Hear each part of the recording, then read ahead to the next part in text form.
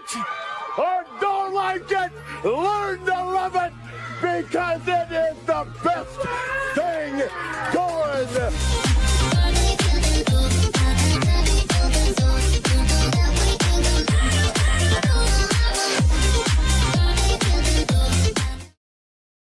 And welcome back to the Boundary Corner Podcast, a part of the College Huddle Network, along with my partner, Brian Siegler, soon to be joining us, Jonathan Talley. I am Curtis Wilson. As always, we are brought to you by Dr. Jeremy Counts at the Counts Family Pharmacy, your friendly neighborhood pharmacy, 301 South Main Street in Blacksburg. We are also brought to you by Moments on the Maury. You need a weekend getaway for spring, summer, or fall, or next year? Take a look at Moments on the Maury. Might be exactly what you need, owned by a proud Hokie who had a okay time in the Bahamas. But we'll talk about that in a couple minutes. Located just outside Lexington, Virginia, it gives you everything you need from a little mountain getaway, fishing, kayaking, or just chilling by the river right outside the back door. Check out the links in the comment section or on the Instagram, Moments on the Maury. Brian, I'm going to give you the floor for a couple seconds here, bud. Yeah, as most of you know, guys, we did not do an episode last week, and there was a good reason for that. On last Monday, some of you know my dad passed away, and obviously it was a tough week last week with family in town, and just kind of going through the grieving process. So I know a lot of you, some of you in the comments even already, and a bunch of folks were reaching out to me into this week and into the start of this week as well. So just want to say thank you for that. Thank you for the support and appreciate your patience with us last week. Yeah, appreciate it, y'all. Sometimes we don't do these podcasts and there's reasons behind them. And, we made the decision last week to not do it, and it is what it is. It was UVA week. Don't worry. Brian texted me numerous hateful things back later in the week to know he was in good spirits when it came to hating UVA. That happened. And as it said, their family does come first here. So let's talk about, before we talk about football, I'm literally wondering when we were going to start the program, because the basketball game that just ended 20 minutes ago or so, man,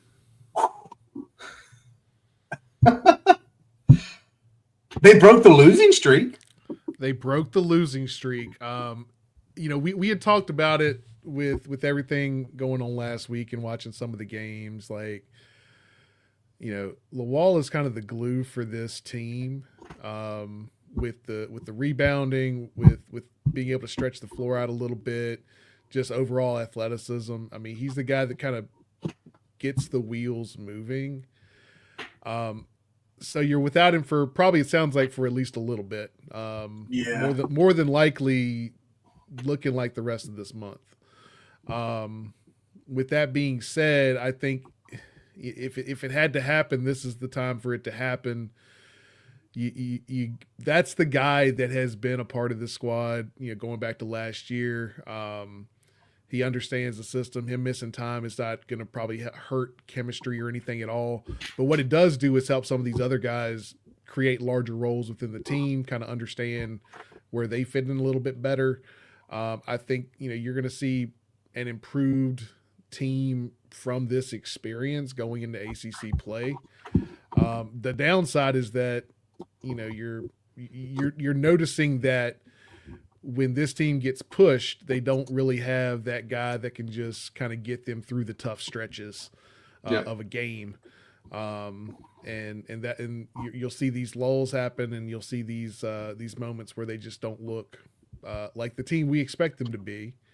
And then all of a sudden, it clicks back in a little bit, and thankfully you scrape by in this one. This is probably a 10 to 15 point win if Lawal's in that game, but a win is a win. You take it and you move on to the next, and hopefully you can still work through the rest of this non-conference with very few blemishes and get into ACC play and get him back. Yeah. And I think, too, Brian, to that point, what we saw today was a more cohesive unit than the last two games down in the Bahamas where he didn't play. That is one of the downsides of having those tournaments, right? It's back to back to back. There is no time for game planning. You just need to go play.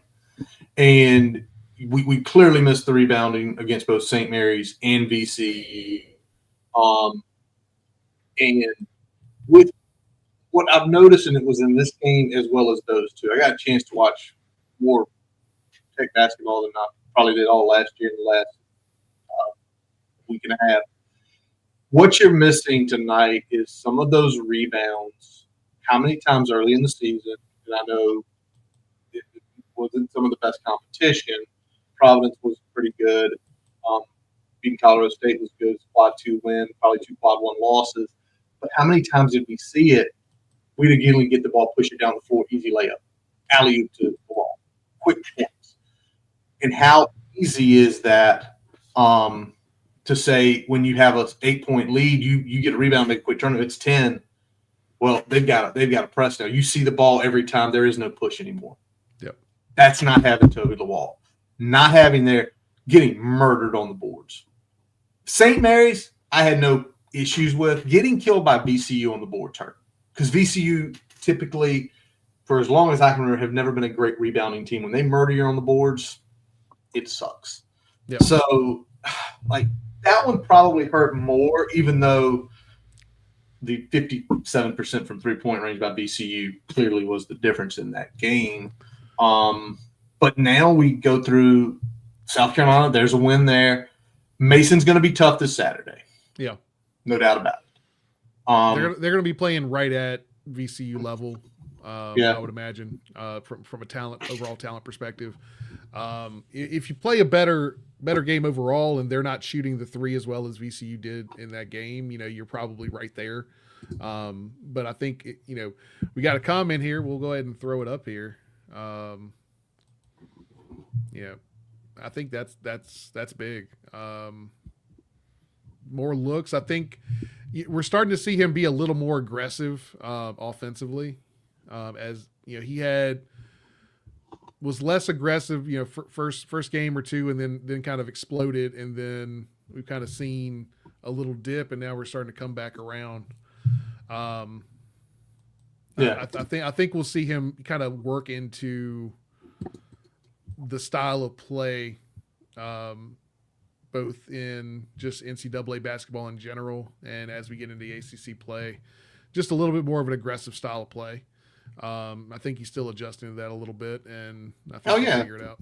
Well, it's Euro versus American ball, so it is significantly more physical, and it is guys who have more burst. I wouldn't even say speed, burst. It's most of the NCAA players have significantly quicker first steps than most Euro players. Back to Mason. Mason's undefeated, but if you look at who they've beaten, Wofford, Winthrop, Catawba. Yep, I said Catawba. New Hampshire, Jacksonville, Ohio, Florida Atlantic, JMU, Cornell. This is effectively going to be their first challenge game, where there's going to be a team on the other side of the floor with as much, if not more, talent than them. So it's going to be interesting how they handle that. But if the Hokies can get through that game with the W, Brian, I mean, me and you were talking about it beforehand.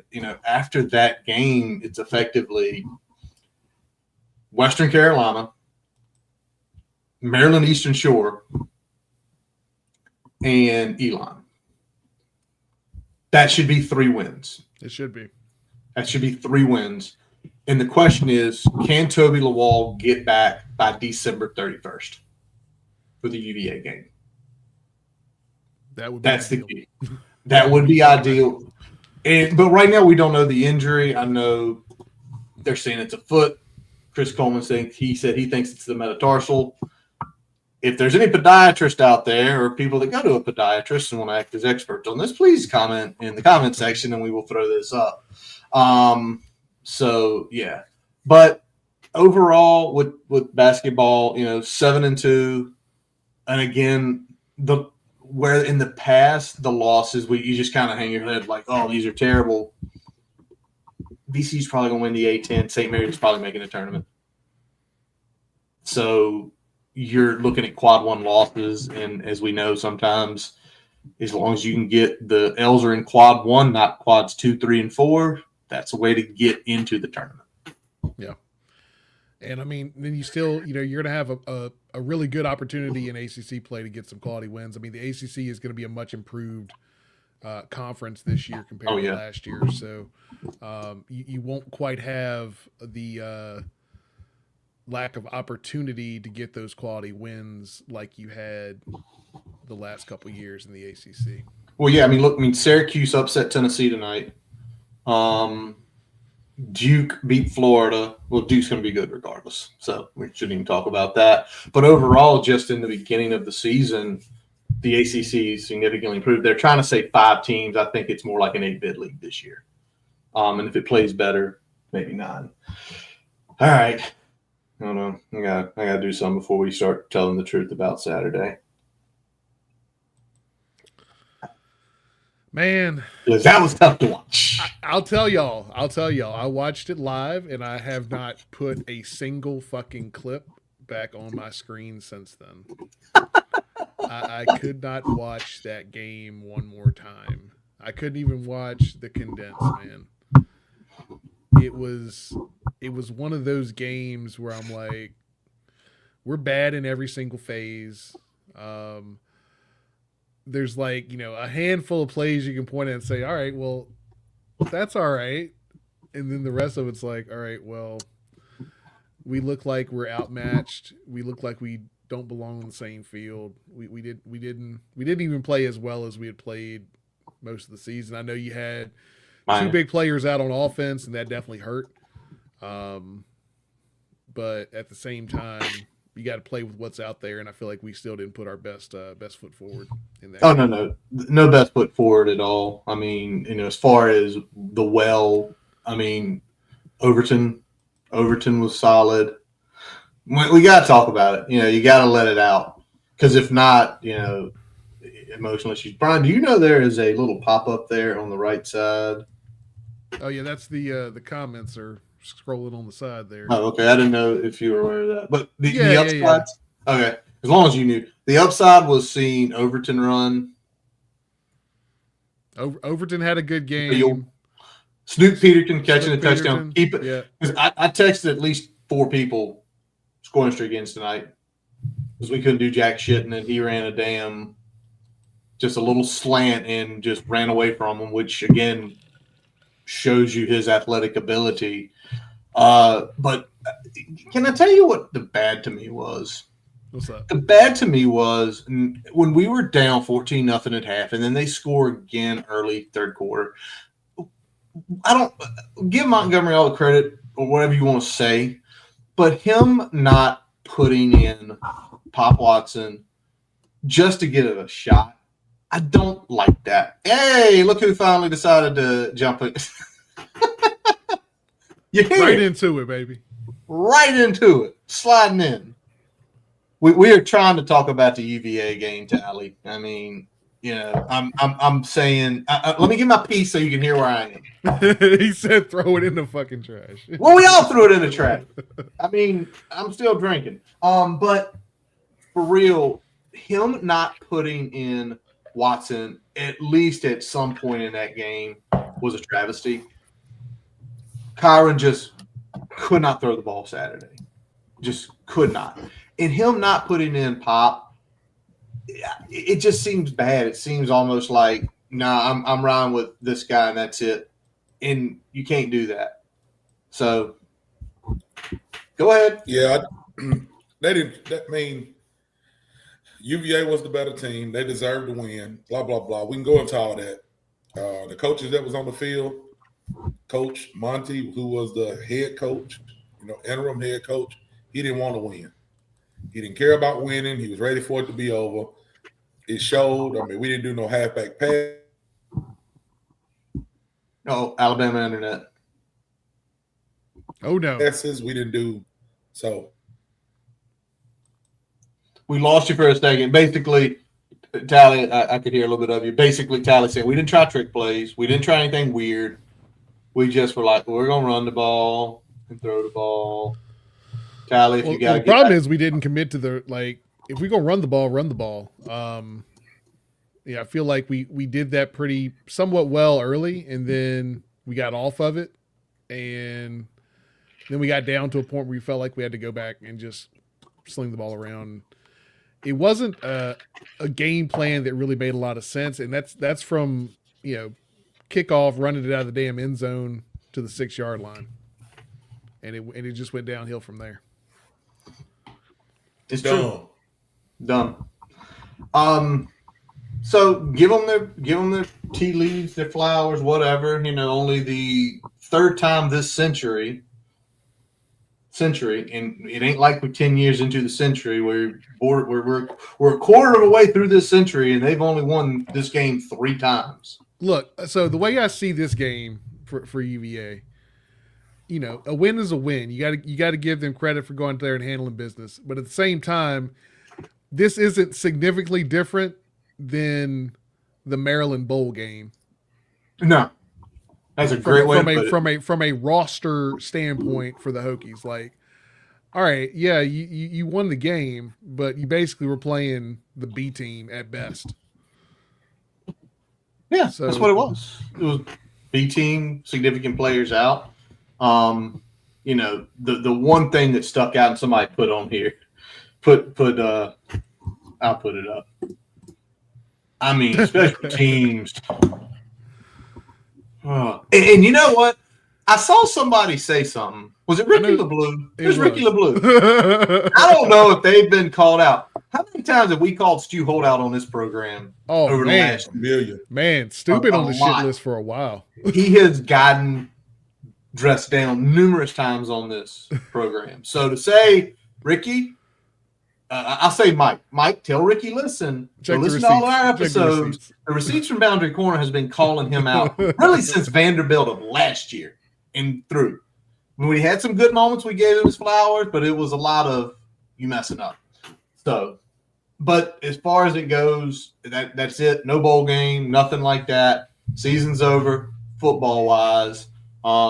Again, it's us who are roughly fans of 25 and 30 years, right? Worst season we've ever seen. Worst season. Yep. The 2-11 or 2-9 season a few years ago, that was bad, but at least there was an excuse. This was no excuse, so it is what it is. But we're going to keep telling the truth, and we aren't going to go extra in-depth on the recruits and all the guys we picked up over the last few days.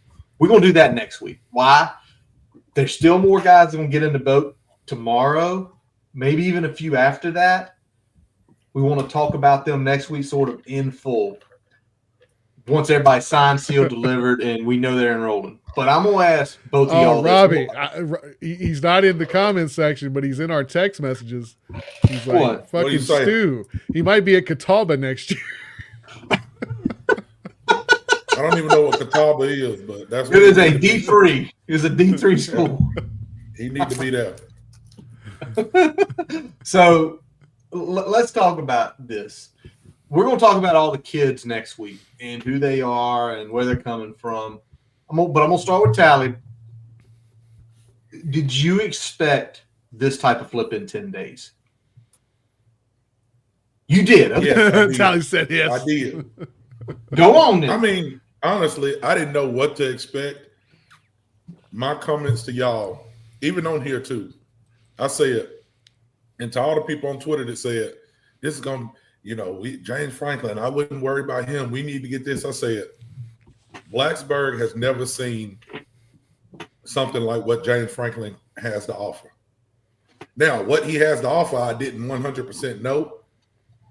Taking a recruiting class from 118 to 36 in 30. 2 weeks. No. It's 30 now. We are in the top 30. We are number 30. 30. To be from 118 to 30 in 2 weeks, ridiculous.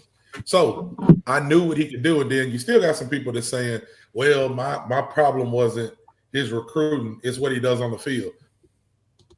People we had on the field, like when our 2 deep got gone, We're just out there playing with the 5th, 6th, 7th guy on the roster, and they can't compete against teams. No disrespect to the kids that are trying to play. Some of them need development. Some of them maybe shouldn't be here. So he's going to bring guys that deserve to be on the field from at least the 1 to the 3. Your 2 to 3 deep is going to be guys that can play. He's going to build a roster. So I did expect him to be able to do that, and it's exciting to see. What about you, Curtis? Well, for me, like I talked with Mike McDaniel today, and it's one of those, we knew it could be good, but this is like here. And if he does what throw up this right here. If he gets sieged tomorrow, I don't know if you can get much higher. Because it's basically flipping almost that entire class from Penn State, holding on to who you needed to hold on to in this class, getting Wilder back in. I mean, it's crazy. And again, like me and Brian were talking about it, to go, and you just mentioned it now, to go 100 spots in 10 days, and it's not like, oh, we're just getting there. It's like that old, what's our old number, Brian? We always talked about it. Got to be 88 average or higher. 88 average or higher. We are an 88 average or higher. And if you're wondering what we are currently, let me pull it up here because I had it just a few minutes ago. 88.23. Most blue star or blue chip recruits we've had in well over a decade getting recruited. And I mean, you still got, you talk about Siege, but you also still have, Polydor in play, Jackson Ford, Terry Wiggins. Yeah, there's still some fruit on the tree for tomorrow. So I mean, if you hit on 2 of those, great. If you hit on 3 or more, it's crazy. Even if he didn't get anybody else though. Like right now, Curtis, if we got no more people to sign, which I know we will, but if we got no more people to sign, what would you think? How do you feel? Unbelievable. Like right now, if we just end right now. If it ended right now, the OL is built with size. You've got some defensive linemen with size. The one that happened tonight, which came out of nowhere, Harley, up from Gonzaga. I mean, you know what? I got a text from Phil a while ago, and I won't pose this to Brian, and then I'll let you go with the tally. Phil asked me about 2 hours ago, is the Mid-Atlantic now Tex?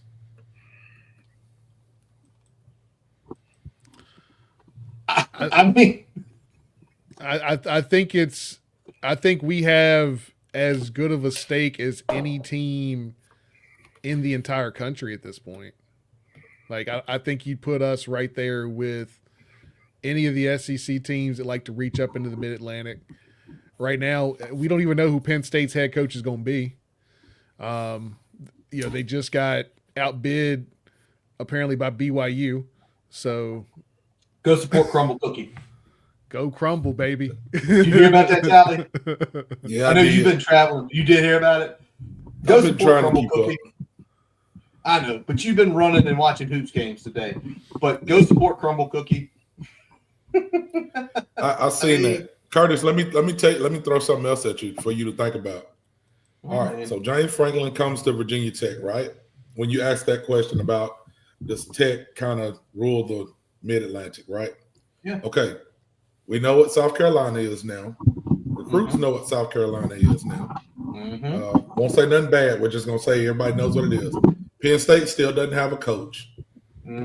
What coach can they bring in that really can recruit above what Franklin does? Everybody, I mean, Bill Belichick's still going to get some kids. I think he's got 39 kids in their class. But North Carolina, UVA,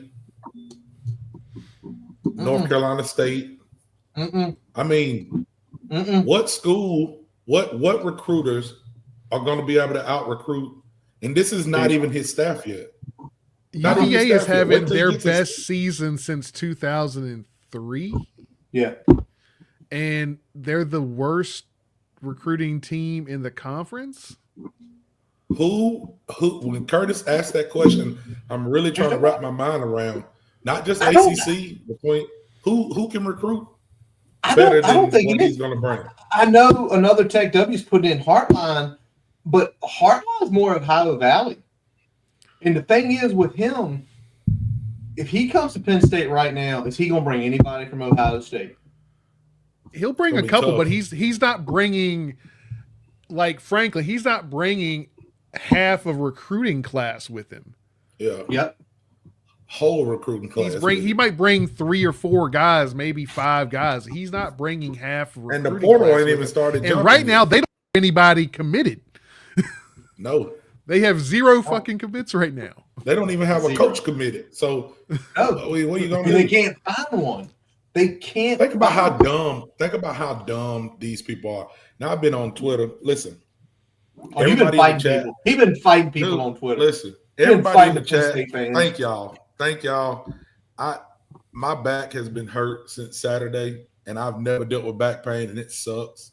So I'm barely hanging on some muscle relaxers and wine or something right now. But this is what I just want to say thank you to the chat.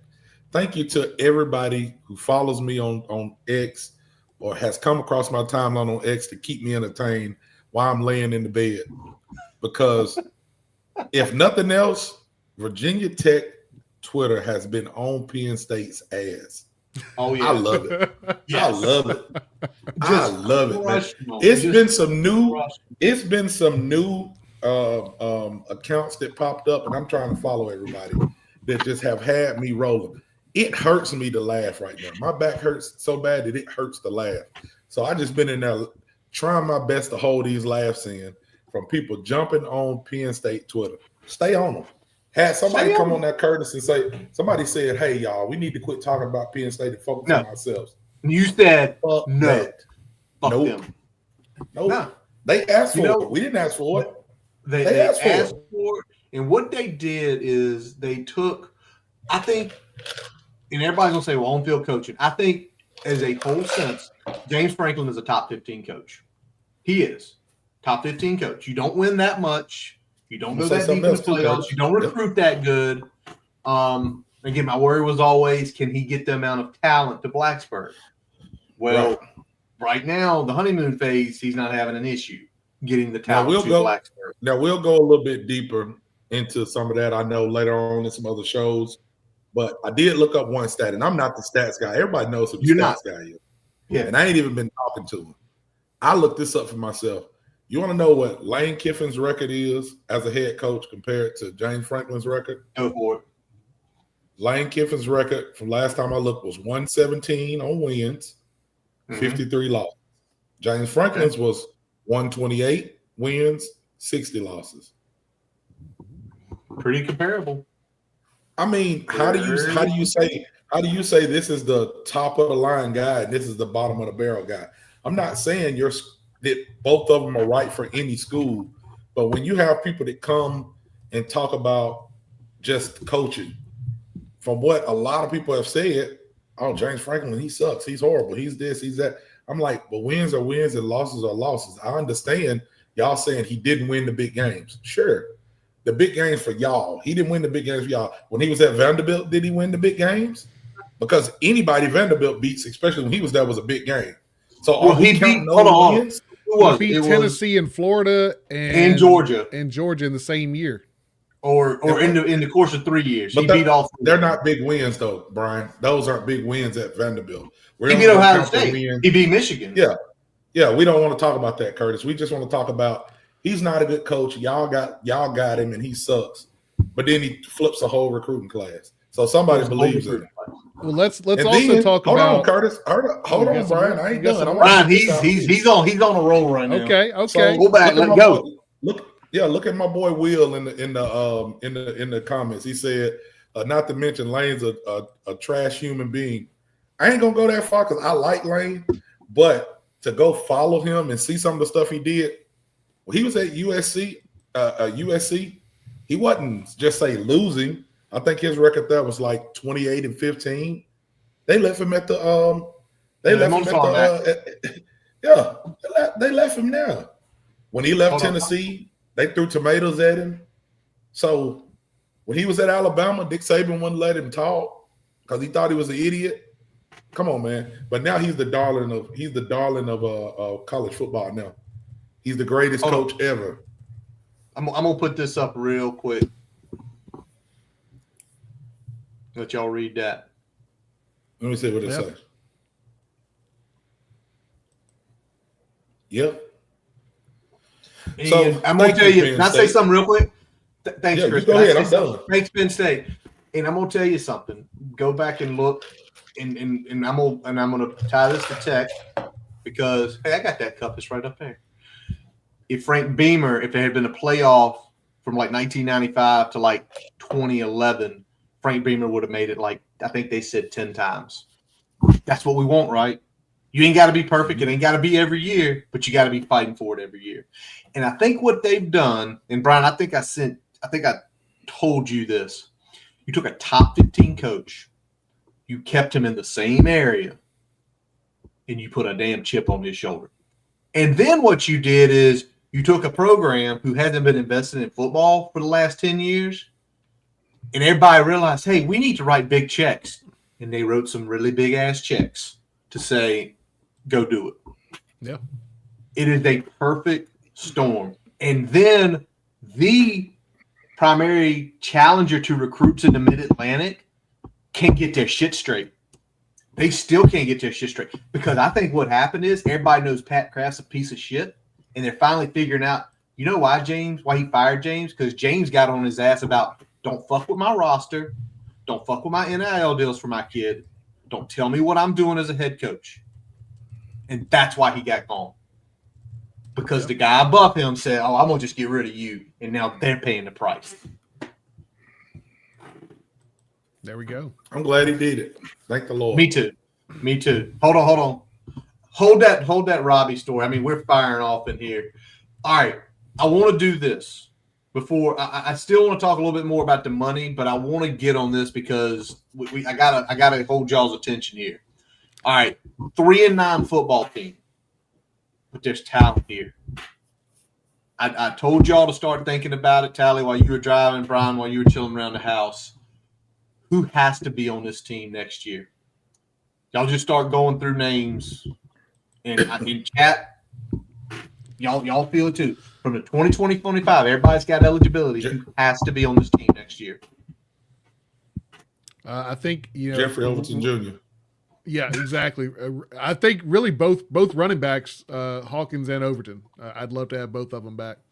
When we look at wide receiver, Brody, get him. The young guys, you have to. They're young. You got Keelan. You got Chance Wiggins. He's going to be a project. Snoop Peterkin. You really want AG back. If you can get AG back to let him have a quarterback that can get him the ball, I mean, it's going to be good. Having somebody that has that experience and that amount of leadership in that unit, I mean, I feel like he's had to grow from a leadership standpoint this year just because of the circumstances that we were dealt. Whether it's the old man basically quitting on the team in the middle of the year, he ends up being the kind of leader in the clubhouse there for that group as the season kind of wrapped up here. Flipping to the other side of the ball, I got Copeland and Woodson kind of circled. Copeland, Woodson, definitely. Caleb Spencer, and probably Isaiah Spencer. Because they finally figured out he could return punts, and he made some moves. I'll throw you a name right now, and I'm looking at it. Benji Gosnell, because Benji Gosnell has a year of eligibility left. We didn't use him this year. They didn't. Nope. He had, I think, 32 catches last year, and this year he had 10. Well, we talked about at the start of the season that tight ends are not featured in the passing game in Monty's offenses. They have not been historically, and they definitely weren't this year. All right, I got one. Steven threw it in his big list. Noah Chambers. Noah Chambers, yeah. Oh, yeah. Noah Of Chambers. course. Noah Somebody Chambers. put in the chat, somebody put Al Tuner in the chat as well. For him to be a freshman center, Yeah, true. he showed a lot of good this year, you know. But He it was did. so hard, man, because we seen people sometime we didn't see them. You know, some people left, some people hurt. Q Reddish. What about Q Reddish? Well, he got hurt. And Right, that's didn't what I'm play. saying. But if you come, Yeah. we know what he has to offer. Do you want him back? Because I think you got to have somebody like that. Yeah. Reddish is an NFL guy. And we haven't seen him all year because of injuries, but Joshua Clark, please. Yep. Yes, Joshua Josh Clark. Well, then you had guys who were big-time recruits last cycle, like Clatterbaugh. I mean, played sometimes this year. Like, again, I don't think this team is too devoid of talent. I think some of the talent are babies. And I think with Noah Chambers, you saw that a lot. He would be just he knew where the gap was, but it was just a slight hesitation to get there. And that's not anything about anything wrong with him, right? That's just saying, as both of y'all know, he's young playing D1 football as an 18-year-old. Yeah. There's a reason he's a hesitation because he's not ready. He shouldn't be playing right now. And that's kind of the case, I think, with this roster across the board. I think there are a lot of these guys that saw some time this year that are going to be very solid two deep players if they're, if they end up being Hokies next year. I think it's more we need to improve that front line a lot more. We obviously had depth issues at cornerback and safety. We know that. We talked about that ad nauseum at this point. We had inconsistent play at linebacker because we were either young or it was guys that were too old and just not getting the job done because they never got the job done.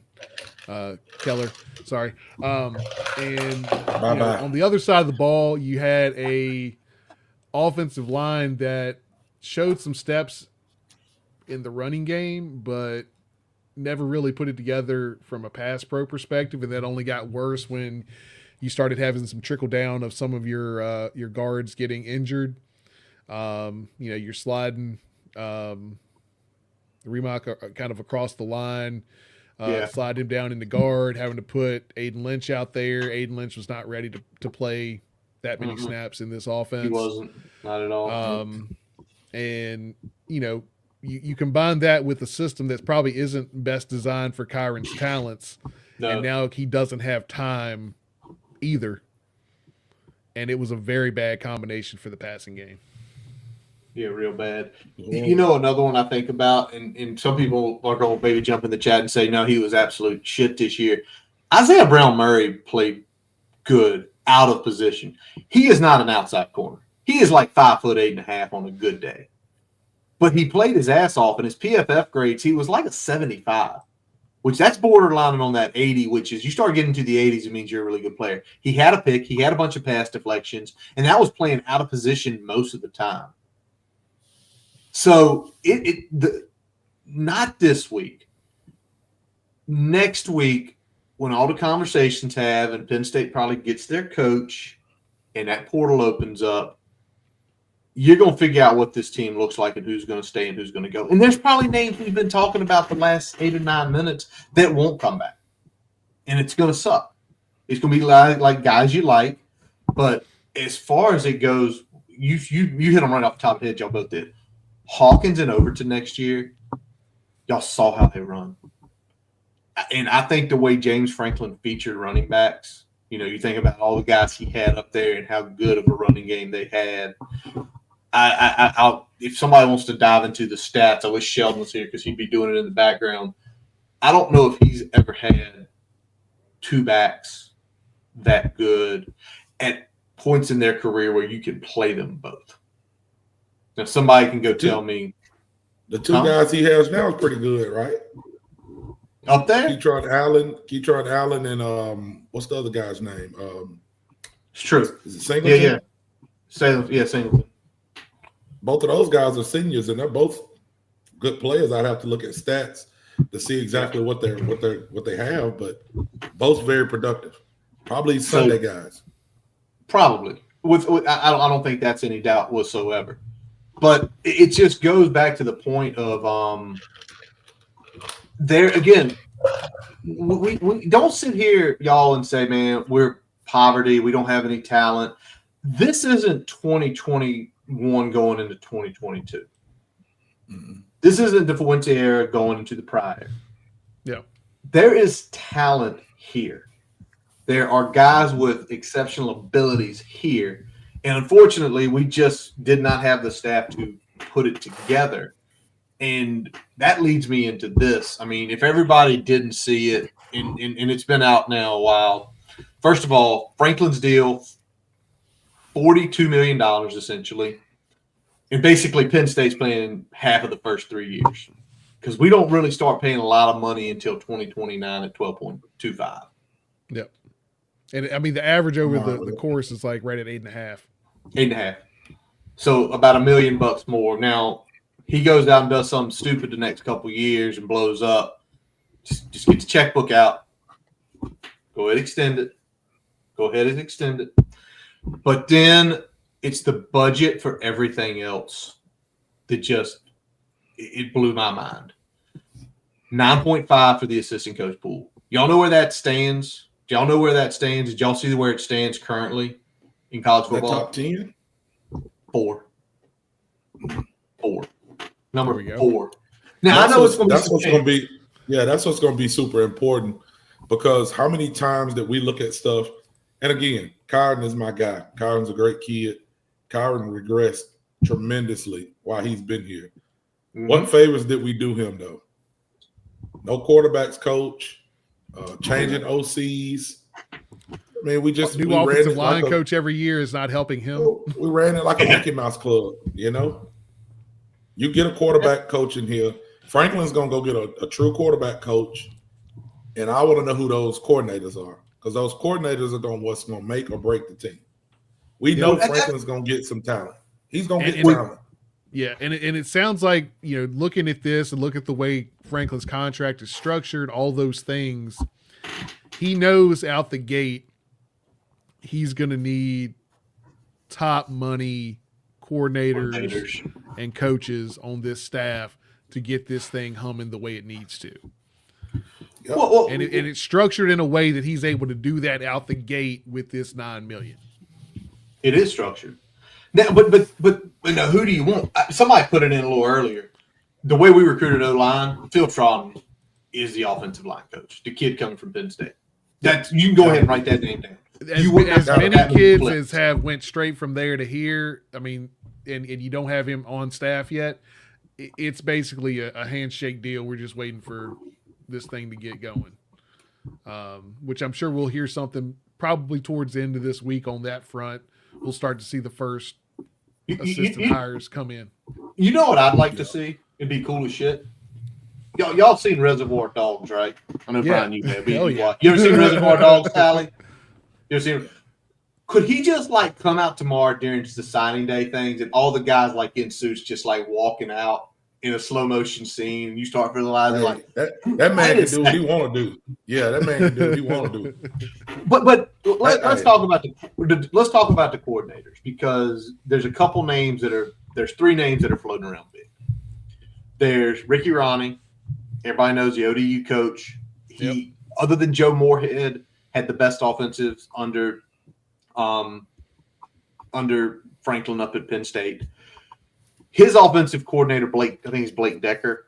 Is it Blake? I know it's Decker. I'm about to say something that was put in a chat earlier today, but I'm not because if he does get hired, we got to let that roll out. And then there's the ECU guy, John David Baker. John David Baker, ECU, the 14th rated total offense this year. He comes from Lane Kiffin tree. Everybody Lane likes to pass the ball. Tally, does Lane like to pass the ball? He does, but what does he like to do even more? Run. Get on people's nerves.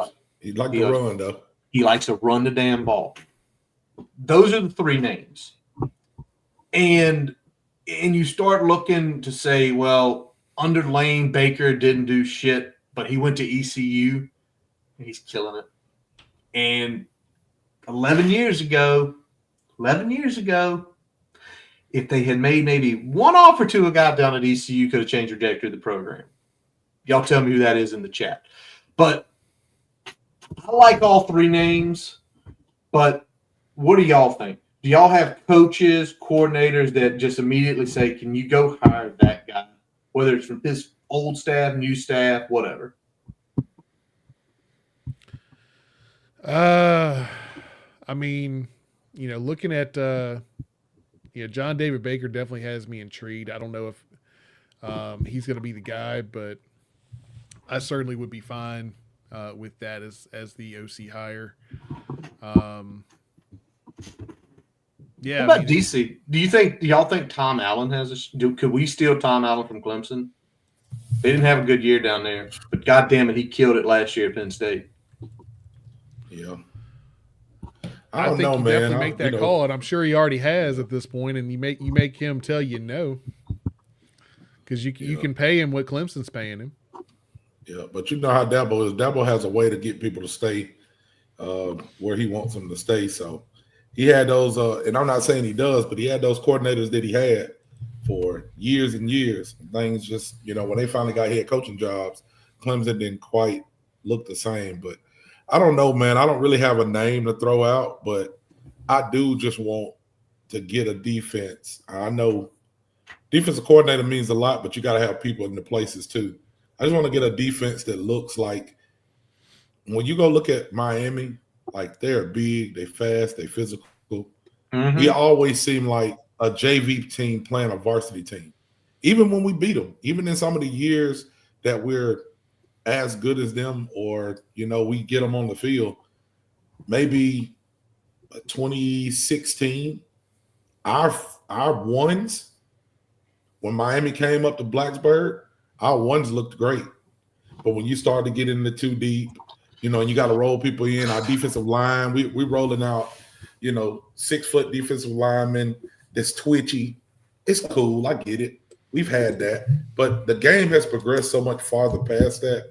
If you want to be somebody like, and I don't even want to say his name, like Aaron Donald, they don't make Aaron Donalds no more.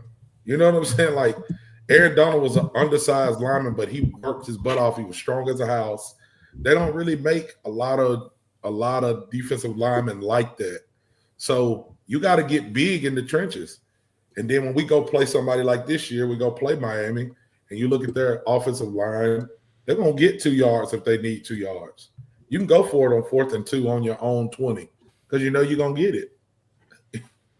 So whoever we put on that defensive side of the ball, I just want them to go get somebody who is going to buy into what Virginia Tech has been in the past. Like, I know we're moving in the future, but Virginia Tech's a defensive school. You know what I'm saying? Like, we've had some good offensive players, but we're really a defensive school. So more than all of the stuff that we're getting on offense, I want them to focus and get that defense right. Like, we got to have a top defense. And it was Lincoln around 2013, not 2014. You're right. We need a top-notch defense. And there's so many things to bring in. And somebody put in, like, Tim Banks, who's over at Tennessee. They want his head because he gave up 45 to Vanderbilt. Like, they need to fire him yesterday. Like, they were a pretty good ranked defense last year. Y'all want to get rid of him? Sure, we'll take him over here. He got ties back to coach anyway. No, that's people making drastic decisions off of one game. One game. That's how Penn State got in this. That's how Penn State. That's how we got in this situation. So put up Stevens down there. This I got it. I don't think he's going to change that first year. I don't. Ferg is a good culture guy, man. We look better this year, even though the record was bad. Yeah. Yeah, I think he's a culture guy. I think there's just something that probably will speak to Franklin with Ferg. So, y'all been throwing names in here up and down. It's going to come to fruition in the next probably week. And I know I said a week from now we're going to talk about all the recruits and mention them and where they come from and all that fun stuff. But I think by a week from now we're going to know who the coordinators are. We're going to know who the position coaches are for the most part. But the other part about and it was Brandon Marcello's tweet, excuse me. The support staff is up to $6 million. It doubled that budget. Doubled. It's crazy. Yep. And then the recruiting budget went up more than double from 1.26 to 3. And that's just a recruiting budget. That's not staff. That's just getting people in and out of Blacksburg, visiting places. And I'm going to tell you, LeVar, you late. LeVar's late. Hey, LeVar, long time. But I think overall, the way that goes, it's insane to see the amount of money they are putting into it for so long they didn't. And it reminds me, for those who are old enough here, it reminds me of the year 2000. The year 2000, when Frank was going to leave for UNC. And they dumped money. Well, it wasn't him. At that point, Frank was set for life. They dumped the money into everything else. Yep.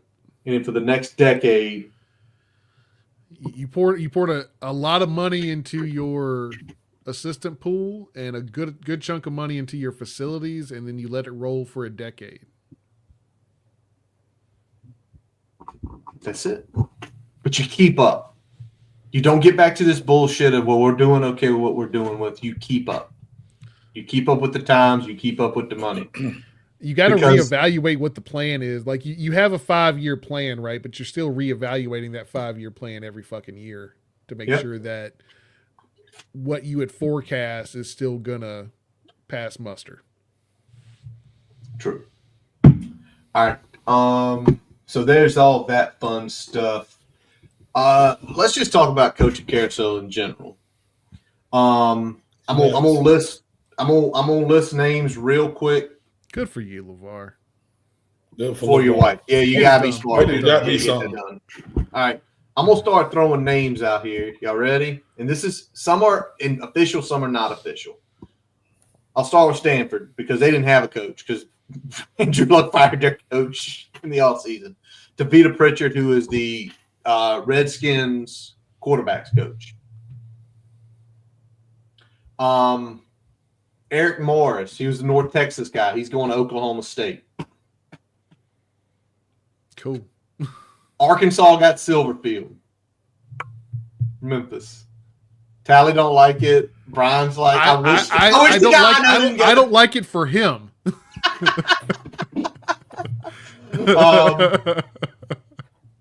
Auburn got Pete Golish from USF. John Summerall was Pete Golish, yeah. Okay. Pete Golish there. John Summerall took Florida after 2 weeks ago. Apparently, he canceled the meeting to Florida. I should have flipped those. I'm about to go one I know you're going to give a thumbs up on, Tally. Pat Fitzgerald to Michigan State. Oh, yeah, that's good. They nailed that hire. That's probably, that might be the third best hire of the cycle. Yeah, it's definitely top 5. It could be, like you said, top 3. Yeah, top I agree. 3. Ole Miss said, fuck you, Lane. We're just going to stick with Pete Golden as our head coach. I think that's them just. Yeah, I give them a thumbs up. I give them a thumbs up. The few that are tied. I give them a thumbs up because that's the only way they were going to stay somewhat. That's the only way they're going to stay somewhat together. Like if they had to go through a search and pull somebody else in, I feel like it was going to get real Penn State-ish. Well, also the way they're dealing with things right now, like they're legitimately probably going to make the college football playoff. They are. So, like you gotta still put a product out there. So that's the only reason I like it. I mean, I think it's time will tell whether that's a good long-term hire, but I think it's definitely the best they could do in the short term, considering the circumstances. True. All right. Now there are the ones being tied, and that is Bob Chesney to UCLA. He's the JMU coach. Will Stein to Kentucky. I don't know neither one. There's one name I did mention. We've already talked about them all throughout the program. Penn State has nobody. Kalani Sitake staying at BYU, getting more money than anybody from Crumble Cookie. And then then last but not least, Lane Kiffin takes LSU. That Good was move a for damn huh? Good What'd you move for say? him. It's a good move for him. Go on. LSU has a top 10 class, and he don't have to do nothing to it. True. He didn't have to recruit. He just walked in the building. They're already a top 10 class. I think I'd have to go look at it. Maybe 10 out of their 15 recruits are from Louisiana. And it's always like that. Yeah. He ain't gonna have to do much to continue. He had to work his butt off to get people to Ole Miss. I'm not saying that he's right. I'm just saying Lane is who he is. They're gonna pay me a lot of money and they're gonna make my job easier. Lane was like, hell yeah, let's do it. And But he here's can the- fuck co-eds. I can't remember the name they gave him down at Bama. Somebody will tell us in the chat. Some name they gave him. He used to go out under a fake alias at Bama and get on girls. Tony something. I can't remember. Man. Well, but the funny part about that, Tally, and don't you think about it, where he's had his success at. The Tennessee thing I always throw as a one-off. He was there 1 year. You don't know what was going to happen. He had his success at Ole Miss and FAU, where he had to work, right? He had success at Alabama because fucking Nick Saban made him work. Yep. What's the one job he took that recruits itself, and how did he do there? You mentioned it earlier. USC? He didn't do shit there, did he? No, he didn't. But again, He took that job at a bad time, though. He took that job at a bad time. But it's still USC. Because it used to be USC, especially Pete Carroll's USC, sucked all the recruiting oxygen out of the whole fucking West Coast. And it was not that case when he took that job. No, but he doesn't care about the money, though. Here's the one thing I will say about him taking that job. And I said it earlier. He knows now. He is a genius offensive mind. I don't give a damn what you say, whether you like him or hate him. He is a genius offensive mind. He knows how to call plays. He knows how to dial things up. But the issue that going there, you fuck around and lose 8 games a couple times at Ole Miss. Do they care, Tally? Nope. You down in that part? They don't.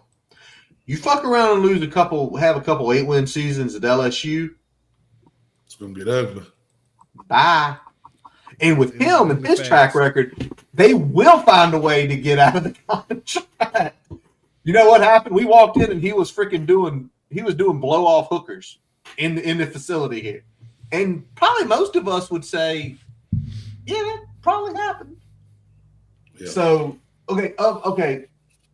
Do y'all feel that based on where it is that Franklin's either the first or second best of that group?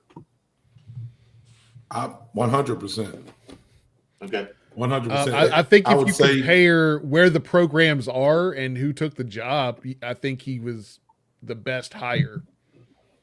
Right, follow back up, Tally. Now, if you're just saying who got the best coach overall, probably LSU. Tally, go ahead. You about to say something? I'd put that. I was just gonna say I put it at 2. Just when you look at things, if you didn't know anything about college football and you just came on an alien spaceship and started watching ESPN, the most you're hearing about coaching wise and recruiting wise is going to be LSU and Lane Kiffin and then James Franklin and Virginia Tech. Franklin does this. Go look at 247. If y'all ain't on 247, they had a great sale going on. You can get the whole year for like $30. I did it. Shout out to 247. I like to go on there and see people talk crap. You see Virginia Tech pop up more in the last 2 weeks than you have in the last 5 years, probably. I've got more ESPN notices about Virginia Tech in the last 2 weeks than I have, and I know the last 3 years. So, yeah, Franklin is doing work. Great job for us, man. I mean, again, I always am gonna follow the program. I'm not a coach guy. I'm just enjoying the success while it's here. What I think probably happens with Franklin is he propels Virginia Tech to be top 15 team. Somebody comes along and tries to steal him away in 2 to 3 years. But if that does happen, where will Virginia Tech be at that time? That's true. We should be in a better place than we are now. So I'm just and going to the enjoy funny the times while the times are good. And the funny part is, say what you will, we're in a better place than where we were 4 years ago. Yeah. You can crap on Brent Pry all you want. The relationships he built, that's going to make it a lot easier for James. Things that were brought to the attention, even for Fuente, bringing things to attention about the spending. We're in a lot better place than where we were 4 years ago. All right, now let me ask y'all this. Take those two names out of the equation. Y'all know who mine is. I think Pat Fitzgerald's the third best hire. Who's y'all's third? Who nailed their hire? I mean, I think Arkansas did as good as they could do. Damn. Well, they were going to get James Franklin up. All right. They was going to get everybody. People looking stupid. I don't know, man. I'm a big Summerall guy. I think Florida's a hard place to win, but I think that they got a good coach. So, again, that's a little bit biased to me because he's from here. So I watch him a little bit more than other people. But like some of the Auburn people, man, like they didn't want him. They was like, no, we've watched him. He's not ready for the SEC. And then you go hire a guy from South Florida. I'm like, oh Lord, okay. See how this goes. I mean, they're more. I mean, caliber-wise, what they've done in their spans at those spots. I mean, they're very similar caliber coaches. I don't think like it's hard to knock Summerall at Auburn and then feel okay with who they ended up with. But see, right, and that's the thing with me. I'm like, I feel like what they've done in the G5 ranks have kind of been parallel, but Golish has been in Florida. So when I say a South Florida guy, I'm saying like he's been recruiting down there. He's been in that area. People know him, from what he's done at South Florida. How hard would it have been? And I get Florida's, talent rich, but if you're going to recruit out of Florida, a coach that can go in and say, hey, I've had success at South Florida, just come here to, Florida. It seems like it was going to work perfect for them. And then Summerall, who was at Troy, had some success at Troy, had some, good players there. Then he goes out to Tulane because they doubled his salary or tripled his salary. Of course he's going to leave. But again, his footprint is around Alabama. He's from Alabama. He played at Kentucky. He's coached in Alabama. He was gone down to, Louisiana for 1 year. Yeah. Now, you pull him back in, he's built a lot of relationships. This ain't something that I'm guessing. This is stuff that I know. He's built really good relationships with high school coaches in Alabama and around the Auburn program. So now you're going to take that and just throw it away, and then you're going to have to build it up fresh. Because when you're recruiting against somebody like Alabama is a national presence, right? Yep. They can go get just about who they want from anywhere. Florida has to be a little bit more local and more centralized because you're recruiting against them. You can take and that's no knock on the kids to go to Auburn because a lot of good football is played in Alabama, and a lot of those kids go to Auburn. They just kind of feel like they have got looked over by Alabama, or Auburn just make them a priority at the beginning of their recruitment. This guy's going to have to come in and build that up. And it's like, there's no, just the same as with Virginia Tech, like I told some fans when they were saying, oh, I need to go after a coach like this. I'm like, we don't have time. The only thing about Auburn is that they're already in the SEC. If there's a reboot and Virginia Tech didn't have James Franklin, we get left out 100%. If we played no games right now and they said, hey, we're just going to 2 conferences, and you're either in this one or you're in this one or you're out. We got a chance now that they're going to go James Franklin's Virginia Tech Hokies than just Bob Chesney's Virginia Tech Hokies. Hokies. You know what I'm saying? Basically, Chesney and Silverfield were probably going to be the candidates we would have ended up looking at if we didn't get Franklin. 100%. By the way, Alex Bull is not Pete. By the way, the other thing about there we go. I said Pete. I don't know where the hell Pete, because I was looking at Pete Golden type Pete G, and The other thing about Golish, and you didn't mention this, Tally, but mention it. He coached 2 years up at Tennessee. He knows the SEC environment. That is the other big thing. He did 4 total years at Florida between UCF and South Florida, and he did 2 years up with Heupel at Tennessee, and you know they come down into Florida and recruit it. So, but to what you make the point with Summerall is the guy knows everything around here. Could he be the culture fit? Where you feel like Golish, I mean, first of all, most of y'all may notice about Alex Golish, man was born in Moscow, Russia, not Moscow, Idaho, Moscow, Russia, went to Ohio State, has coached at Oklahoma State, Toledo, Illinois, Iowa State, UCF, Tennessee, South Florida. You want to talk about a resume that looks all jacked up? I don't know if that's going to be a culture that, and if you see his personality, you remember a couple years ago, he was walking off the field, that coach wanted to talk to him, and he was all pissy, and he just kept walking, and he kept walking. I do feel if he struggles, y'all going to get some entertaining press conferences at Auburn the next 3 years. So there you go. Probably so. All I'm right. looking forward to seeing what that's going to look like. This is going to be a lot of fun. Me too. All right. Anything else on the coaching carousel? Again, not everything's done. Kentucky fired their coach. Could it be Will Stein? And again, UCLA thing is not a done deal yet, so it's going to be really interesting. All right. Well, we got to pick some games. We ain't going against the spread. We ain't got no highlights or anything like that. Tallis didn't tell us what he's picking, so he's going to be going off the cuff right here. But we've got a bunch of conference championship games this week. It's going to be a lot of football watching on Friday and Saturday. Maybe some partaking in adult beverages while we're doing this. Tally, don't have too much of those when you get on those muscle relaxers. I want you jumping on here, starting your own stream.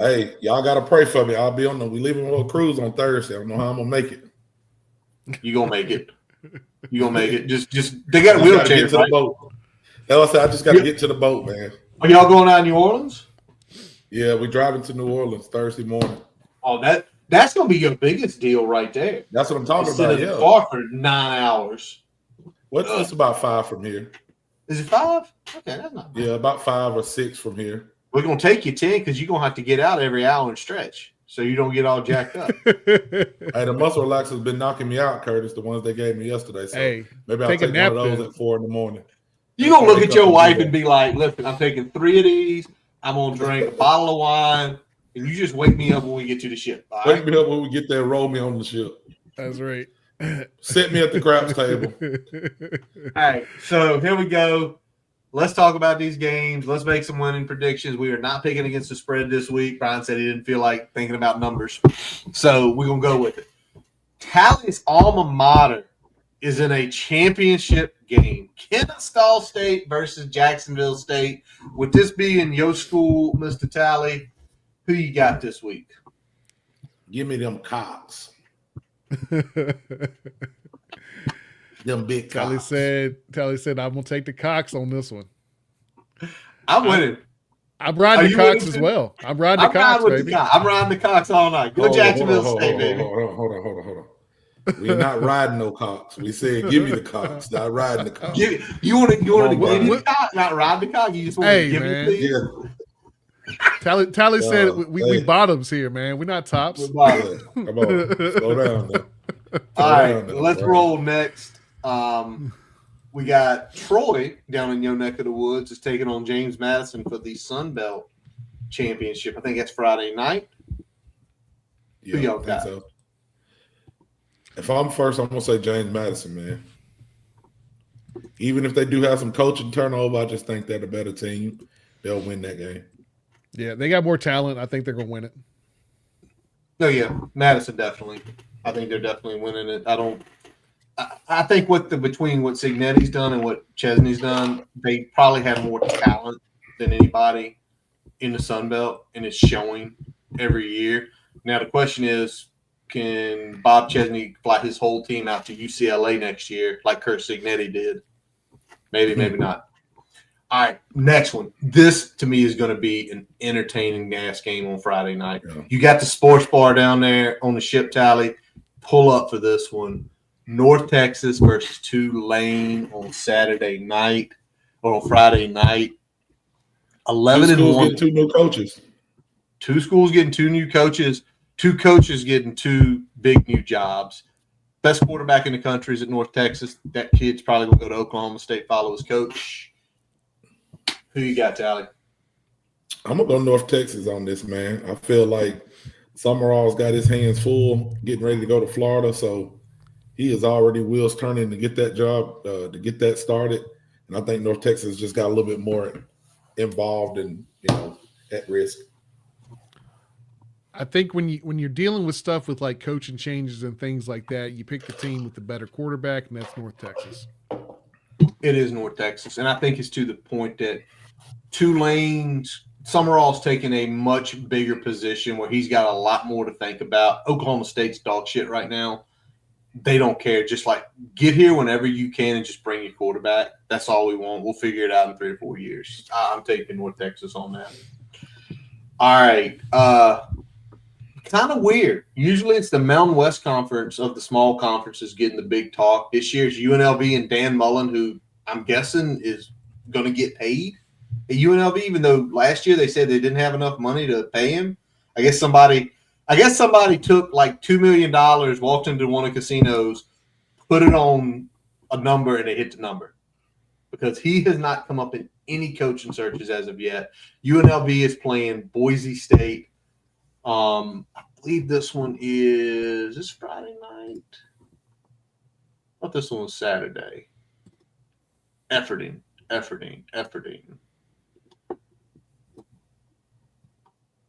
Well, it's at some point this week.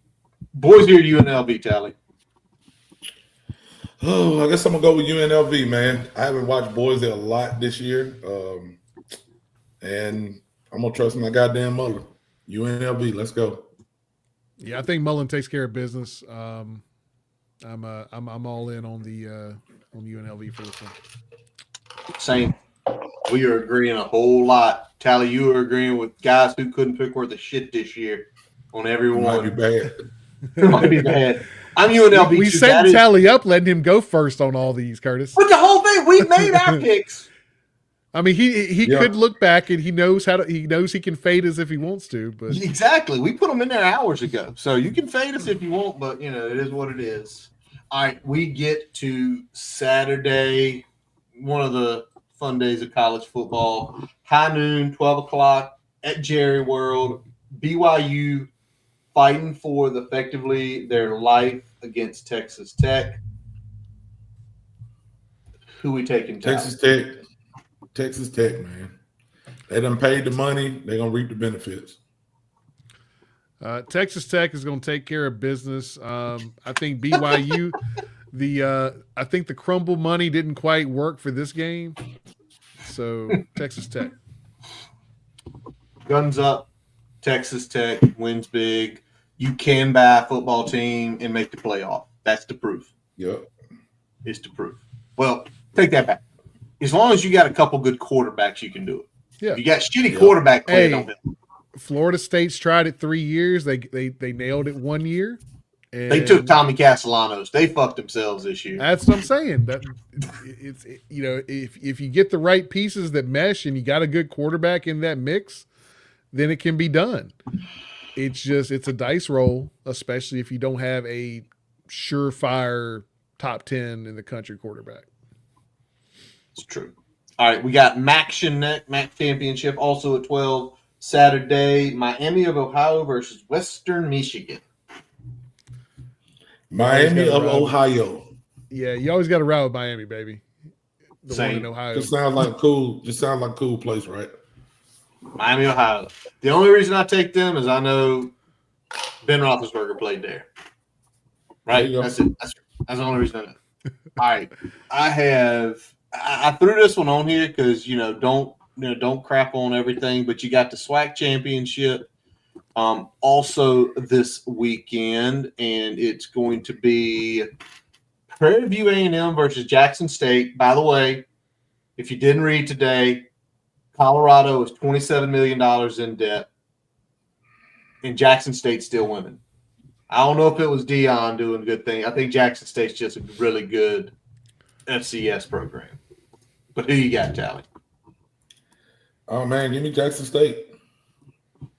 Yeah, I mean, that's a layup. I feel like Jackson State's going to take this one by a pretty good margin. Yep, I got Jackson State too. We have not agreed. We have not disagreed on anything yet. This is so two things. Either this is going to be really good, or if you don't play this parlay and we get every game right, calling out everybody. All right, we get to Saturday afternoon in Atlanta. Rematch Georgia Alabama. Alabama took the opening or the earlier season game. Georgia's taking it. Hard to beat a team twice, man. Georgia. I've got Georgia as well. Georgia as well. I think Georgia spanks them. I don't think this is a game because Auburn. If Auburn could just learn how to hold on to a damn football, Alabama wouldn't be in this game at all. Yep. And the question goes, if they lose, should they go? They're gonna go. Should they be gone? How bad they get beat. They get smoked 3 touchdowns. I think if they get smoked, it'll get interesting. If they don't, they keep it close, then I think they're in. So them and Miami have one common opponent. Oh, I know. It don't matter. They don't look. FSU is going to be the game that is an anomaly for every person that played them. They're going to say, "Why are we punishing them for making it to the SEC Championship?" Well, why did they not get? Why did they continuously get ranked in the top 10, even though lost to a shitty ass team in FSU? Yeah, I don't know. Because you know what?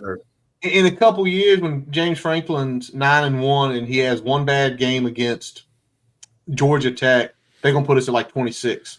Now y'all can't be ranked. Y'all can't be ranked. The only thing I'll say, Curtis, is that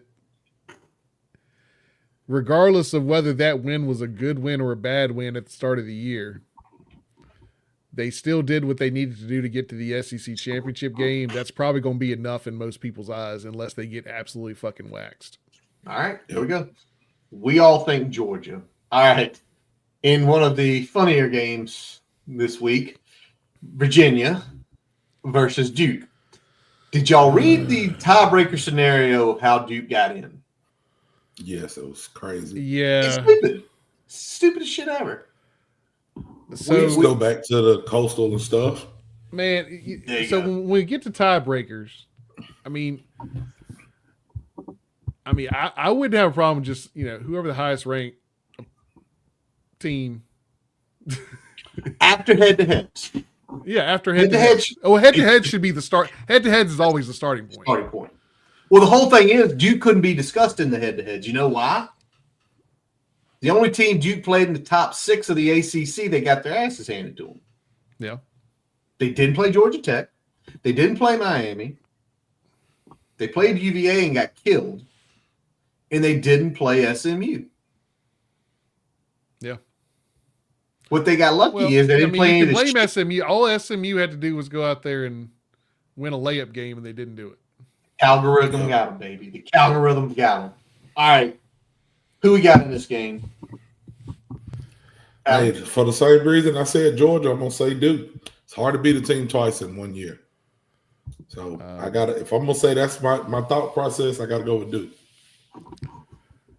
I'm gonna go a little bit different logic on here, but the same answer. It's Duke, because fuck them. That's why. Damn. I'm trying to get back to 500. You can't beat a team twice, but when you absolutely kill somebody, like if that had been a close game like the Georgia-Alabama game, I would have went Tally's line. But they kicked the dog shit out of them 3 weeks ago. I mean, they beat them down. It wasn't a game at all.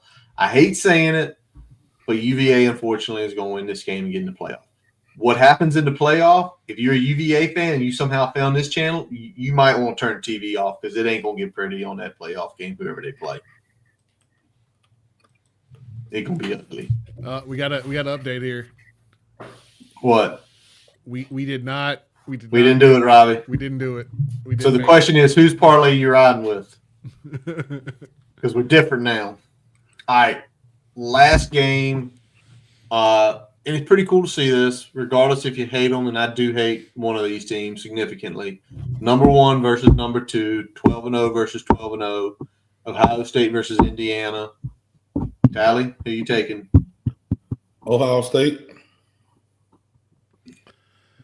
I'm riding with the Fighting Kurt Signettis.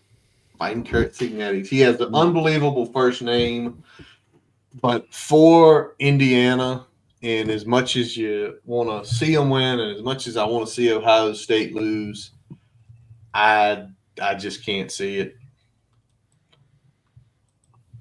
I can't see it. I think Ohio State's going to beat them. I mean, it's one of those interesting games because, both of them have pretty much secured their spot at this point. Probably both have secured a bye potentially. No. Are we doing the buys this year or just the 4? Is it? I forgot what it was this year. Are they still doing the conference champion only? I thought they changed the rules. I thought they changed that too. I can't remember. So I thought it was the 4 highest ranked get the bye. Maybe I'm wrong. I know they changed something. Efforting the ever-changing college football playoff ranking rules. Just the 4 overall, the top seeds get a bye. Yeah, so I think regardless of this outcome, I think both of them will get a bye. I forgot to look at their rankings tonight. They're 1 and 2, I know. Yeah. Who's 3? Is Georgia 3? Georgia's 3, aren't they? Georgia's 3, Texas Tech is 4. So in all likelihood, Georgia goes up, Texas Tech goes up. Indiana probably doesn't slip in unless they get just waxed. Yeah, exactly. 63-0. I think it's going to be interesting to see how that shakes out. I think Ohio State probably has a little more to lose, but it could be one of those things where Ohio State may lose this one to get the monkey off their back so they can make another college football playoff run. Might need to. Well, either way, I don't think either of them are going past 4, unless it's just ugly. So yeah, I agree. All right. Anything else to wrap up tonight? Tally, I'm glad you made it, man. I made it. I'm glad you Barely, made it. but I did. You did. You made it. Now, go take your medicine. Go stretch your back out because you got a long drive on tomorrow, right? Thursday morning. Thursday. Are y'all driving the same day to get on the ship? Yeah. And you're back Monday. God bless him. Back Monday. Oh, it's a 5-day. Where are y'all going this time? Oh, did we lose him? I lost you. Where? Cozumel. The Mexico trip. Very nice. Yep. Brian, anything to add, big guy? Got it. I'm just seeing if any other recruit. No, I'm just kidding. We didn't get any other recruits this week. That would have been sick, like a 9:30 drop. Well, did you see the one? Did we see the one coming late night? We hadn't got a late night one yet, and it was like 7:30. Boom, there you go. Yeah, most of it like 6:30 was the latest pop. So yeah. All right, right, get ready for tomorrow. Get ready for tomorrow. Going to be the first time listening. Apparently, there's going to be a signing day thing. Shout out Virginia Tech social media staff. That was sick. They crushed it lately. They're back, baby. They're back, baby. All right, that wraps up this episode of the Boundary Corner Podcast, brought to you by the Counts Family Pharmacy in Blacksburg. I'm Curtis Wilson. I'm Brian Siegler. Jonathan Talley. Visit our website, boundarycornerbt.com, to listen to all of our episodes. While you're there, follow us on Twitter, Facebook, Instagram. Subscribe to our YouTube account, as well as all of your favorite podcast sources. As always, without our buddy Jason Long, play us in, play us out. Check out jasonlongmusic.com, where you can link to all of his music, Apple, Spotify, his YouTube, Facebook pages. Also, check out his live events. He is playing somewhere this Saturday. Check it out there. It's going to be down in the New River Valley area. We appreciate y'all for listening. Chat, y'all rocked it tonight. We appreciate that as well. And as always, let's go. Hokie.